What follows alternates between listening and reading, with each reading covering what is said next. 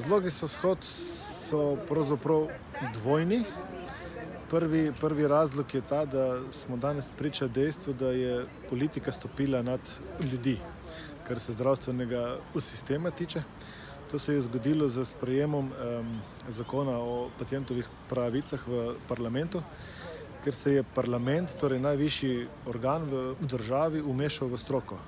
Parlament je sprejel v bistvu sklep oziroma zakon, v katerem je vpeljana napotnica zelo hitro, mimo stroke in mimo vsega.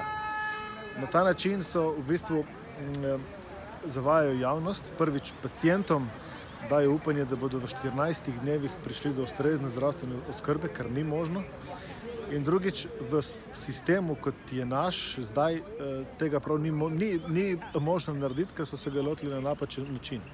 Sodo je pa izbilo dno, da so v bistvu februarja preko vlade, da je ekipa ministrice za zdravje zlorabila pravzaprav inštitut vlade, sprejela splošni dogovor za 2018, v katerem je pravzaprav dala notri člen za kaznovanje neupravičenih napotitev. To je unikum, to se še ni zgodilo od osamosvojitve dalje.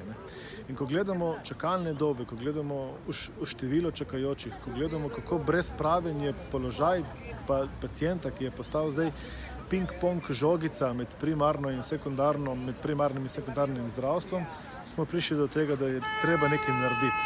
Naša ideja je, da se ljudje zavejo, da je sistem naš, da ga mi financiramo, in zato ideja shoda, da vidimo, koliko pravzaprav ljudje razumejo, da politika nima te odgovornosti niti pravice, da se postavi nad ljudi.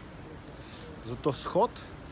Zdaj seveda, kaj se je zgodilo pred 2 dnevi? Shod bi verjetno imel drugo vsebino in sveče, ne bi predsednik vlade odstopil.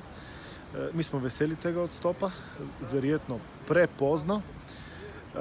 Kar se zdaj kaže, če smo zdaj spremljali dan, dva vse te komentarje, se je spet politika postavila nad ljudi. Medsebojno obračunavajo in mali človek je izvisel.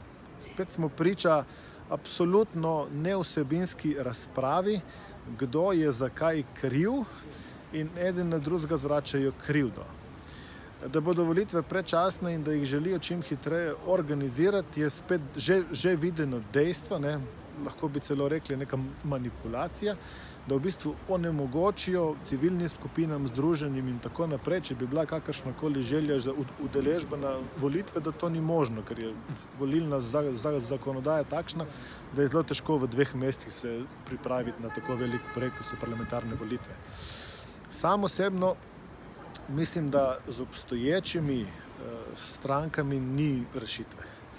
Jaz upam, da se bo pojavil neka skupina ljudi, ki bo uspela volilno telo, torej demokracijo, postaviti na neko minimalno raven. Namreč, če se bo parlamentarnih volitev udeležilo 35% ljudi, bo to samo dokaz, da je demokracija v Sloveniji res na najnižji možni točki.